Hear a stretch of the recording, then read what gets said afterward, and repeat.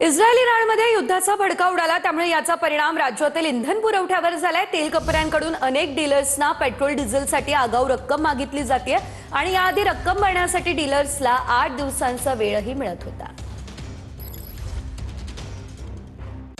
परिस्थिती आता थोडी बिकट झालेली आहे। येणारा माल केव्हा मिळेल न मिळेल याची निश्चितता राहिलेली नाही।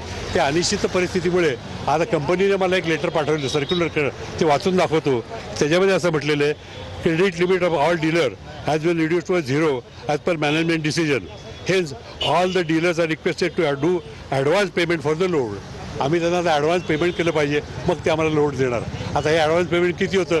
काही ठिकाणी 4,000 लिटरचा सेल असेल तर 4,000 गुणिले 100, काही ठिकाणी 40,000 लिटरचा सेल आहे, 40,000 गुणिले 100, 40 लाख, 50 लाख हे पेट्रोलचं झालं, डिझेलचं आहे। हे कोट्यावधी रुपये आता तुम्हाला ॲडव्हान्स देऊन भरावे लागणार आहेत कंपनीमध्ये, आणि तेव्हा तुम्हाला तो माल मिळणार आहे। आता ह्या युद्धसदृश परिस्थितीमुळे HPCL या कंपनीने ॲडव्हान्स RTGSवर सध्या डीलर्सला केलेलं आहे। याचं नेमकं कारण काय आणि याचा परिणाम येणाऱ्या दिवसांमध्ये काय संभवू शकतो, काय धोका आहे म्हणून अशा पद्धतीने यांनी ॲडव्हान्स पेमेंट घ्यायला सुरुवात केली असं तुम्हाला वाटतं? नाही, आता सर्व एकंदर परिस्थिती बघता सगळं असं जाणवतं आहे की युद्धजन्य स्थिती जी आहे आणि स्टॉक जो आहे पेट्रोल क्रूडचा जो सप्लाय आहे तो सप्लाय कुठेतरी रिस्ट्रिक्ट होण्याची शक्यता आहे। कुठेतरी गल्फ वॉर झालं त्यावेळेस जसं रेशनिंग चालू झालं तसं रेशनिंग होण्याची शक्यता आहे।